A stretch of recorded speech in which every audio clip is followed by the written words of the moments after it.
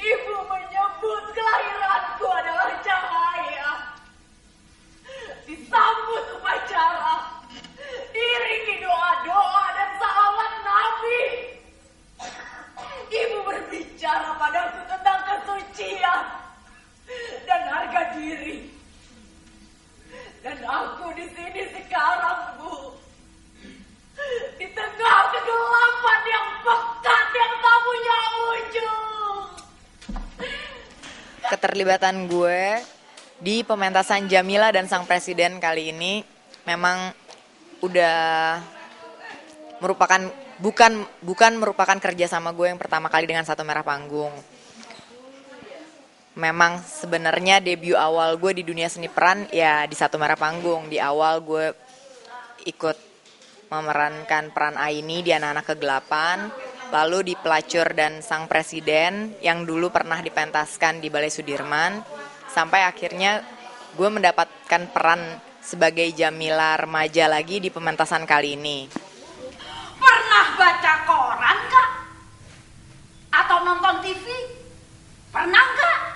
Pernah, Bu. Lihat bagaimana hinanya TKI-TKI itu dipulangkan.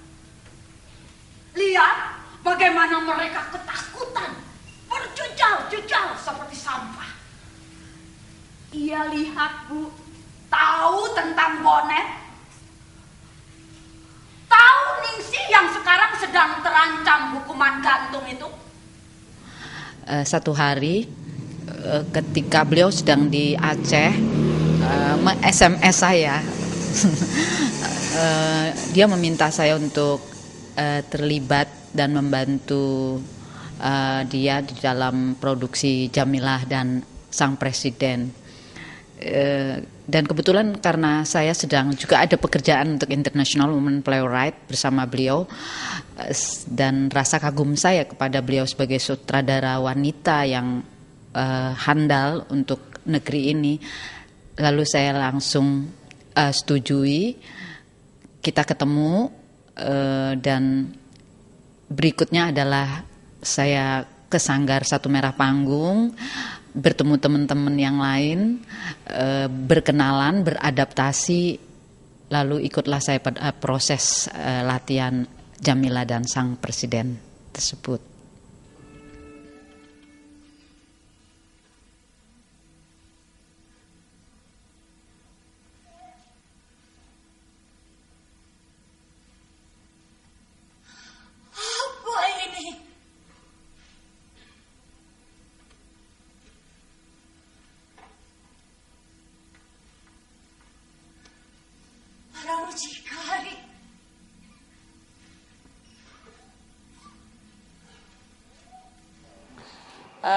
Pertama kali gue terlibat sebenarnya gue terlibat di Satu Merah Panggung udah lumayan lama banget.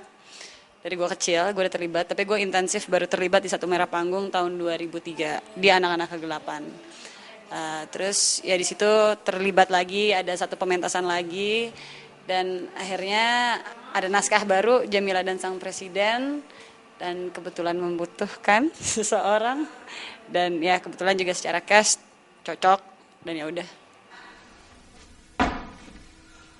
Di penjara ini bukan cuma ada elo, Mila. Mimpi buruk tuh udah biasa, nggak usah pakai teriak-teriak segala. Ngebunuh pejabat tinggi lo bisa, ngadepin mimpi buruk kayak orang kesurupan. Sinopsisnya adalah dalam sebuah pertemuan yang tidak disengaja dengan Umi Ratna di Taman Ismail Marzuki, ketika aku juga sedang mengurusi teater Tanah Air pimpinan Mas Yose Rizal Manua karena kita akan berangkat ke Jerman menuju Festival Teater Anak-anak Sedunia. Kemudian Umi menanyakan sedang apa, kok sering ada di situ, dan aku ceritakan apa yang aku lakukan bersama teater Tanah Air. Dan kemudian Umi juga tanya kenapa belakangan ini jarang main di televisi untuk sinetron ya. Aku bilang 2 tahun terakhir ini aku merasa lahir kembali karena aku ingin selalu hadir lewat hal-hal yang aku rasa betul-betul punya manfaat untuk masyarakat dan juga untuk diriku sendiri. Karena dari situ aku akan merasa menjadi manusia yang lebih lengkap, terutama karena mungkin usiaku juga semakin bertambah, pendidikanku semakin baik, tingkat kematanganku juga semakin tinggi, sehingga melalui perjalanan berbagai macam aktivitas sosial pun yang aku lakukan selama ini, aku sampai pada satu titik bahwa semua harus bersinergi antara keberadaanku sebagai aktivis sosial, keberadaanku dalam dunia entertainment, keberadaanku di dunia pendidikan, semuanya harus punya manfaat yang jelas untuk masyarakat banyak. Jawaban itu akhirnya yang membuat Umi mungkin kemudian menawarkan, kalau gitu kamu mau ikut main teater dengan saya. Ya aku bilang mau, siapa yang gak mau main sama Ratna Sarumpait. Gak usah main di teater juga bisa sering-sering di deket dia, juga senang banget, banyak pelajaran bisa diserap dari seorang Ratna Sarumpait kan. Apalagi ditawari bergabung bermain teater bersama beliau.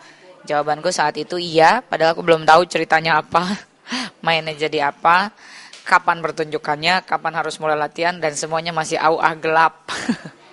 Ya gitu.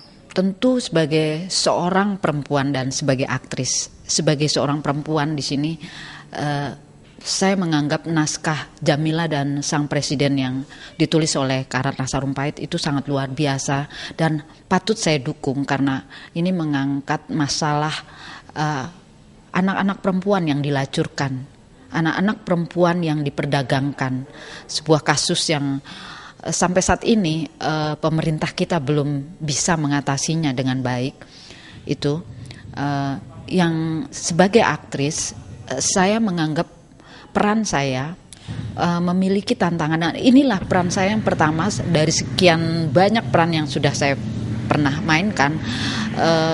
Peran yang pertama sekali saya mainkan sebagai mucikari di naskah ini.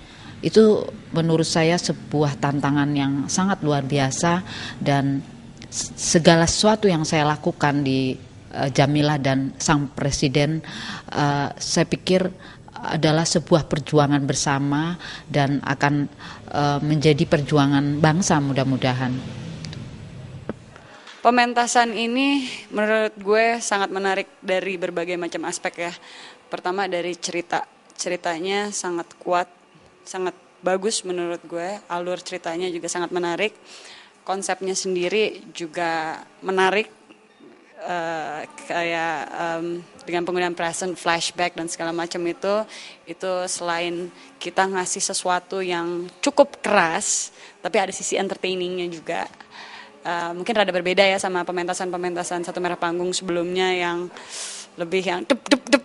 Kali ini ya ada polesan entertaining, dan kalau saya pribadi saya lebih suka itu. Tapi kelugasan dan ketajamannya itu tetap Satu Merah Panggung. Berdasarkan prinsip yang sudah menjadi pijakanku dalam 2 tahun terakhir ini, bahwa aku ingin sekali melakukan sesuatu yang selalu punya manfaat untuk banyak orang, punya pesan dan punya pertanggungjawaban moral kepada nusa, bangsa, agama, dan masyarakat terutama, maka pertunjukan ini menurut aku memiliki esensi tersebut. Punya message yang akan disampaikan, punya pesan moral, punya tanggung jawab sosial. Jadi ini pertunjukan yang patut untuk disaksikan sebagai bahan pembelajaran untuk banyak orang, tidak hanya pemerintah, tidak hanya para rohaniawan, tetapi juga kita sebagai masyarakat Indonesia harus lebih peduli terhadap persoalan-persoalan sosial yang terjadi di negeri ini, terutama kalau kita bicara soal pelacuran, maka ada anak-anak di bawah umur yang menjadi korban perdagangan manusia dan itu sesungguhnya harus dihentikan. Jamila, seorang perempuan yang kuat. Dia menjadi sosok yang kuat karena melewati masa-masa yang sangat tragis, mulai dari dia sangat kecil sampai dewasa yang benar-benar tragis. Dia diperkosa, dia dijual sama bapaknya ke mucikari, dia diperkosa sama bisa dibilang orang terdekatnya. Terus ya dimulai dari situ dia menjadi sosok yang kuat. Dan perjalanan hidupnya yang dia terjerembab ke kehidupan yang jauh lebih gelap lagi, itu semakin memperkuat dan akhirnya membunuh. Sebenarnya dia udah membunuh dari kecil sih, tapi akhirnya jadi ya pembunuh terus-terusan. Ya, karakter yang aku mainkan Ibu Ria seorang kepala sipir yang sebetulnya bukan real kepala sipir, tapi dia adalah seorang perempuan yang juga korban dari kekerasan fisik dari kaum laki-laki, dipukulin terus sama suaminya, dia bunuh suaminya, dia dipenjara seumur hidup, dan kemudian karena perilakunya baik diangkat jadi sipir dan mungkin baru diangkat jadi kepala sipir. Kalau aku sih menginterpretasikannya seperti itu. Karakteristiknya cukup kompleks karena menurut aku dia orang yang complicated lah, banyak persoalannya. Secara psikologis juga dia punya persoalan-persoalan sendiri. Dia juga berada dalam situasi yang tidak mudah sebagai seorang perempuan. Ya, complicated lah pokoknya. Yang aku coba lakukan hanyalah menggali dan merasakan kecomplicatedness itu, dengan merujuk juga tentunya kepada personal experiences aku di dalam hidup, berdiskusi dengan sutradara, mendengarkan arahan-arahan sutradara dan timnya, sehingga mudah-mudahan karakter itu lebih bisa hidup di atas panggung. Buat aku karakter yang sangat menarik. Untuk kerja besarku pertama di dunia teater ya ini takarannya cukup lah, jangan yang terlalu berlebihan dulu lah, kan orang step by step dan belajar. Mudah-mudahan nextnya kalau aku bisa terus dipercaya sama teman-teman dari dunia teater, bisa main lagi di teater, meningkat dan meningkat untuk memerankan karakter yang jauh lebih berat dan jauh lebih berat lagi. Karena buat aku sebagai pekerja seni itu tanggung jawabnya lewat media apapun adalah sama besarnya. Kecil besar harus dilakukan dengan maksimal. Mau medianya TV, radio maupun panggung teater, semua harus dilakukan dengan sama, penuh dengan tanggung jawab. Naskah ini seperti yang sudah diketahui itu mengungkap masalah trafficking dan dilakukan dengan riset oleh penulisnya Karatna Sarumpait. Di sini saya menjadi Ibu Darno, perannya antagonis. Itu peran yang paling dibenci mungkin ya di dalam naskah ini karena dia menjadi seorang mucikari yang menjadi benang merah dari sejarah Jamila di sini, menjadi semakin kuat dan tajam dan semakin pahit karena ada peran Ibu Darno itu sebagai mucikari yang jahat, dan dia yang pertama sekali memperkenalkan Jamila kepada dunia pelacuran. Itu peran saya di sini. Sejauh ini bekerja sama teman-teman pemain di sini nggak ada masalah, mereka semua asik-asik, bisa bercanda, bisa diajak serius, terutama untuk peran Ibu Darno yang menjadi lawan main gue kali ini. Mbak Rita Matumona amat sangat membantu gue dan menjadi tantangan tersendiri buat gue untuk bisa bermain mengimbangi dia, karena jelas bermain dengan orang yang sudah berpengalaman puluhan tahun di teater pasti jauh banget berbeda rasanya, tantangannya, deg-degannya, beda lah. Juga di sini ada Mbak Peggy yang kita semua tahu lah, Mbak Peggy itu artis gitu kan. Awalnya gue rada-rada takut, gue pikir artis minder sih enggak.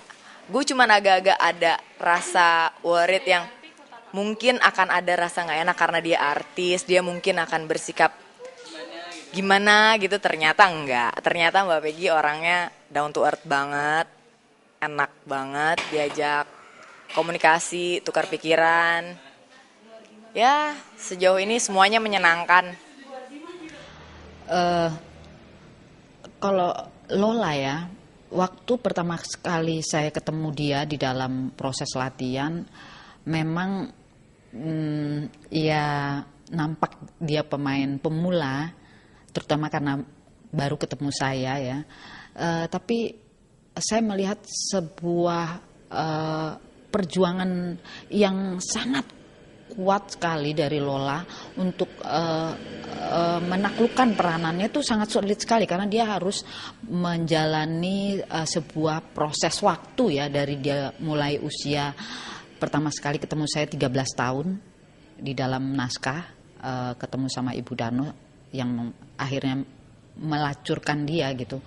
Terus sampai dia berusia 25 tahun. Itu sangat sulit buat pemain pemula seperti Lola, tapi dia melakukan sebuah proses latihan yang sangat keras, sangat intensif, sangat disiplin, yang membuat saya menganggap akhirnya peran Jamila muda yang dia mainkan itu sukses untuk kapasitas Lola sebagai pemain muda.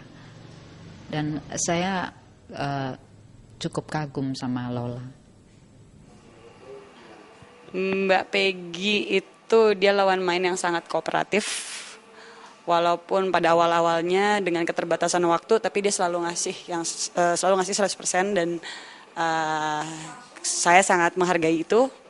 Dan ketika dia ada dan sama saya, sama gue, kita komunikasi yang cukup baik, dan dia kooperatif sih ya. Kita saling ngomong apa yang kita mau, apa yang dia mau. Gue kasih apa kira-kira yang dia butuhkan untuk sebagai karakternya dia. Begitu juga dengan gue. Seperti itu, kooperatif. Tika punya bakat yang sangat besar di dunia acting, modalnya sudah sangat baik, apalagi berangkat dari dunia teater, sehingga secara fisik terolah dengan baik, secara vokal juga, dan orangnya mau belajar dengan keras. Mungkin kalau dia serius di dunia teater, kelak ketika masuk ke industri, apakah televisi atau film, itu Tika akan menjadi sosok yang bisa sangat diperhitungkan karena modalnya juga sudah sangat cukup, asal mau terus belajar, mau terus mengasah diri dan tidak meninggalkan dunia teater ya. Karena berangkatnya dari situ, menurut aku basic yang didapat dari dunia teater itu sangat baik dan kuat ketika kita memasuki dunia seni peran yang lain lewat media yang berbeda. Senang bekerja dengan Tika, walaupun pada tahap-tahap awal tentunya harus beradaptasi karena kita datang dari dua latar belakang yang berbeda ya. Aku dari industri elektronik, sementara Tika dari industri panggung. Ya, sekarang semuanya sudah berjalan dengan baik, komunikasi juga, secara hati juga. Jadi mudah-mudahan kolaborasi kita bisa dinikmati. Sebenarnya saya ketemu Peggy itu satu frame tuh udah sangat lama, pada saat dia masih SMU 18 tahun. Kami pernah sama-sama disutradarai oleh Arifin Senur, tapi waktu itu untuk teledrama di sebuah sinetron. Kami main bersama 13 episode dan kami adalah peran tetap. Jadi saya kenal Peggy pada saat dia masih sangat muda dan remaja. Saya tahu karakternya dia. Tapi untuk teater ini pertemuan pertama kami, dan Peggy di dalam hal ini dia punya attitude yang sangat baik sebagai seorang artis yang terjun ke dunia teater. Itu yang saya hargai dari Peggy, dan dia cukup disiplin. Itu jarang kita ketemukan pada selebritis yang lain, karena saya juga pernah bekerja sama dengan pemain-pemain sinetron misalnya yang terlibat ke teater, tapi saya melihat Peggy yang terbaik sebagai seorang artis yang memiliki itu tadi attitude, dia punya disiplin, dan dia juga banyak bertanya kalau dia tidak tahu, dan dia cukup rendah hati untuk menerima kritikan-kritikan. Ya.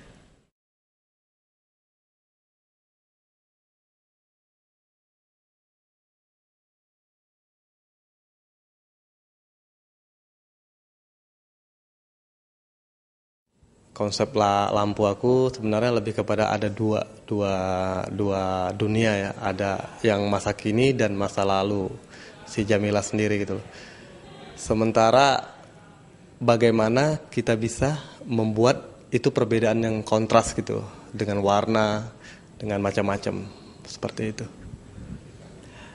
Ada beberapa ruang yang aku buat atau situasi yang aku buat di Jamila dan Sang Presiden itu, seperti adegan hutan, bagaimana pencahayaan itu mencukupi, suasana juga dapat, begitu juga dengan penjara dan di daerah pelacuran sendiri.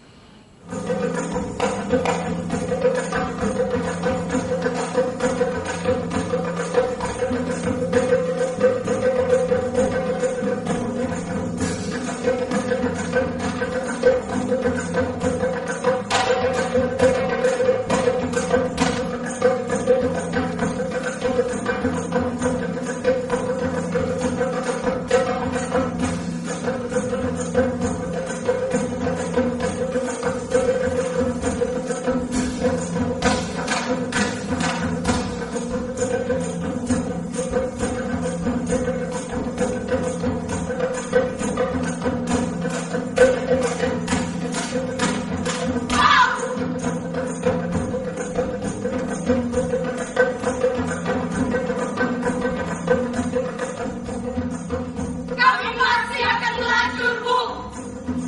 Tapi kami akan melacur sesuai keinginan kami. Kami masih akan melacur, Bu. Tapi kami akan melacur sesuai keinginan kami.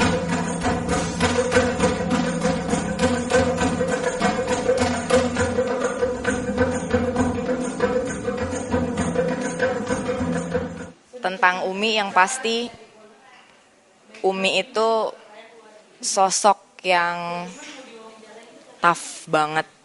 Dia menjadi panutan buat gue untuk bisa jalanin hidup sekuat dia menjalani hidupnya.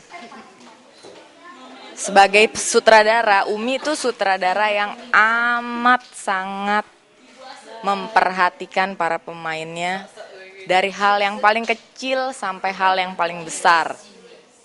Dari mulai pribadi kita pun dia perhatikan. Jadi kita benar-benar bisa ngerasa deket sama Umi, kayak kita deket sama ibu kita sendiri. Gak ada rasa ada jarak atau apa.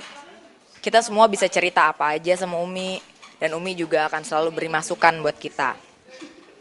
Terus yang pasti di penyutradaraan, Umi itu orang yang bisa bantu kita. Misalnya kita menanyakan sesuatu tentang peran, Umi itu akan menjelaskan sejelas-jelasnya sampai kita benar-benar ngerti dari berbagai sudut pandang, dari berbagai pemahaman. Itu yang gue belum pernah ketemu sama orang yang bisa ngasih pemahaman seperti itu. Astrada banyak, tapi jelas gue berasa benar-benar yakin apa yang akan gue mainin kalau gue udah dapet arahan itu dari Umi langsung. I love you, Mi. Sebagai seorang sutradara, dia menurut gue hebat, sangat hebat. Walaupun gue belum bisa dibilang bertemu banyak sutradara ya, tapi dari yang gue udah ketemu dan gue yakin memang tidak banyak juga. Menurut gue Ratna Sarumpait itu hebat. Dari ya kalau kita lagi diskusi, kalau dia kasih masukan, banyak hal-hal yang benar-benar di luar kepala gue dan it is right gitu. Oh iya benar ya, benar. Dan sangat apa ya? Ya bersyukurlah bisa kerjasama, bisa dapat ilmu banyak banget. Buat aku dia perempuan tangguh, Umi adalah perempuan tangguh, tidak hanya di dalam sepak terjangnya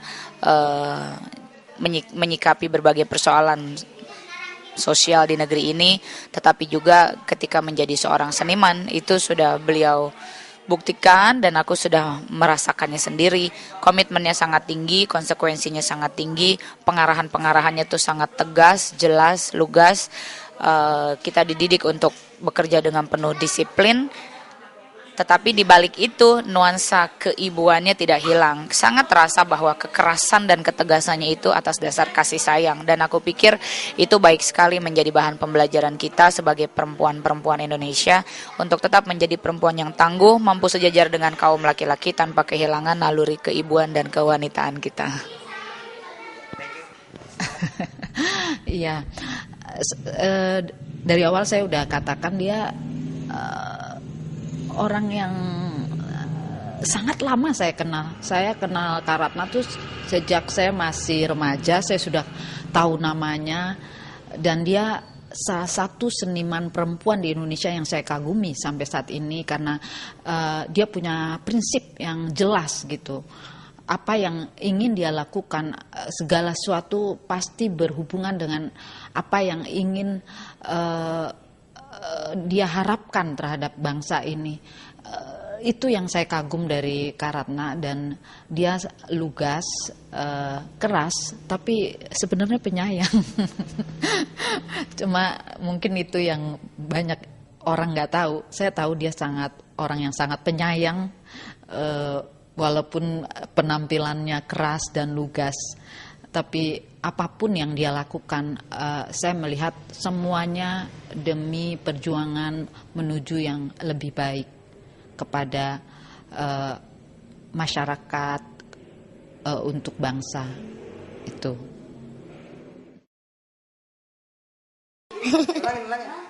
Umi terus berjuang. Umi cantik, keren, dan Umi hebat sekali. Anak-anak pada suka sama Umi. Bangun kamu, badan tebalnya kayak gini kok ada yang doyan. Kenapa? Umi, aku akan ngasih yang terbaik untuk Umi selalu. Orangnya baik, Umi tuh orangnya baik, tegas, terus juga senang aja ngeliat mukanya Umi. Mukanya Umi tuh yang beda sama ibu bulan deh mukanya.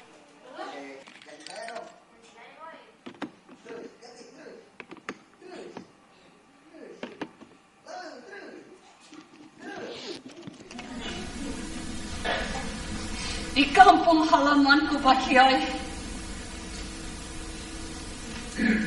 menggadaikan seorang anak perempuan yang masih bayi merah. Itu bukan dongeng, tapi itu realita. Astagfirullahaladzim. Itu adalah budaya perbudakan yang lahir dari kemiskinan, lahir dari kebodohan dan lemahnya iman. Budaya perbudakan yang sakral, yang dihormati dengan upacara-upacara, didandani dengan kembang setaman, dengan mantra-mantra, dan dicampur aduk dengan doa-doa dan salawat Nabi. Tidak satu pun yang bangkit untuk mengutuknya. Tidak pemerintah, tidak masyarakat setempat,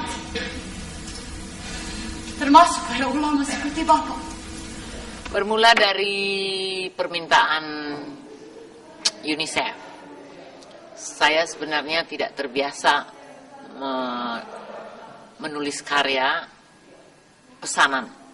Jadi waktu pertama kali diminta, saya agak gamang, tapi saya tertarik pada uangnya karena dibayar mahal. Kata teman-teman saya sastrawan termahal sekarang ini. Lalu kemudian saya pikir tapi penolakan saya itu karena saya belum begitu memahami persoalan perdagangan seks anak-anak. Sebenarnya saya tahu ada, tetapi saya selama ini tidak mengikuti. Sampai akhirnya ketika UNICEF menawarkan kepada saya lalu melakukan penelitian. Saya datang ke beberapa kota, lalu mulai saya marah, mulai saya gusar, mulai saya melihat peta persoalannya di mana. Dan peta persoalan itu adalah persoalan bangsa ini. Sebenarnya yang paling mendasar dari persoalan sex trafficking termasuk pelacuran itu adalah persoalan kemiskinan. Nah, bangsa ini juga sekarang ini kan terus-menerus semakin miskin. Tapi kan juga kita ini harus saling menolong. Kalau kita mau membangun bangsa, nggak bisa hanya menyalahkan pemerintah. Tapi kita harus saling menyumbangkan apa yang bisa kita berikan untuk membantu sesuatu. Salah satu yang bisa saya lakukan adalah mengkritik misalnya cara penanganan. Mengkritik pendidikan moral yang terjadi di Indonesia. Termasuk mengkritik ulama. Bisa jadi ada yang marah barangkali. Saya tadinya khawatir juga nih kalau ulama marah, nonton bisa jadi ulama marah nih. Tapi kalau mereka melihat pertunjukan ini dengan proporsional, harusnya ini menjadi gugahan untuk para ulama kembali ke hitahnya lah. Jangan berpolitik-politik, jangan menjadi bintang televisi. Ya, coba kembali ke surau-surau. Apakah surau-surau kita itu masih sakral? Kan kalau kita lihat musim kampanye, surau itu udah menjadi pusat konsolidasi kampanye itu. Nanti anak-anak kita dengan kemiskinannya dibayar 20.000, hari ini jadi PKS, besok jadi PAN, lusa jadi PKB. Itu sebenarnya juga kan proses pembohongan, proses merusak kesakralan dari sebuah rumah ibadah. Kalau rumah ibadah saja sudah direlakan oleh para ulama untuk menjadi tempat konsolidasi pembohongan, apa yang kita bisa harapkan? Padahal harusnya surau, masjid, langgar itu adalah jantung dari sebuah perkampungan, di mana masyarakat boleh berkumpul, bersilaturahmi, saling menasihati, begitulah.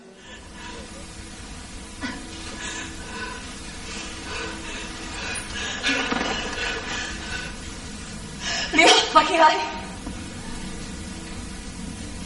Lihat betapa kotor dan nisanya aku. Dan jangan Bapak mengatakan Bapak tidak bertanggung jawab atas semua ini. Keluar. Keluar.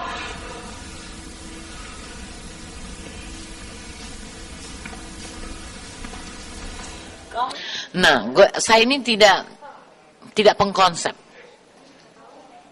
Saya ini orang yang mengalir. Jadi apa yang ada di otak saya tuh, ya saya bikin aja gitu. Waktu saya menulis, tadinya itu waktu menulis linear sekali. Dan bahkan tadinya saya pikir ini jadi novel aja deh, jangan jadi naskah drama gitu. Tapi karena saya janjinya adalah naskah drama, mau tidak mau saya harus putar otak. Bagaimanapun di sastra itu penulisan di sastra yang paling berat adalah naskah drama. Jadi mau tidak mau saya harus putar otak dari sebuah cerita linear yang saya tulis harus menjadi sebuah konsep pertunjukan, sebuah naskah yang bahasanya adalah bahasa ucap, bukan bahasa baca. Nah, kalau kenapa ini pertunjukannya, beberapa kawan saya mengatakan lain ya sekarang gitu, nggak tahu ya, yang ngalir aja ya, memang lagi sekarang lagi begitu. Tadi teman ada yang mengatakan, wah kalau Alia Lukas Ramli Mekah itu kayaknya gagah gitu, kalau ini bagaimana ya, dia bilang. Terus saya jawab aja, cantik, saya bilang gitu. Ya memang gitu, jadi sekarang lagi ingin cantik tetapi tetap menikam, ya itu namanya Ratna Hutu Manikam itu.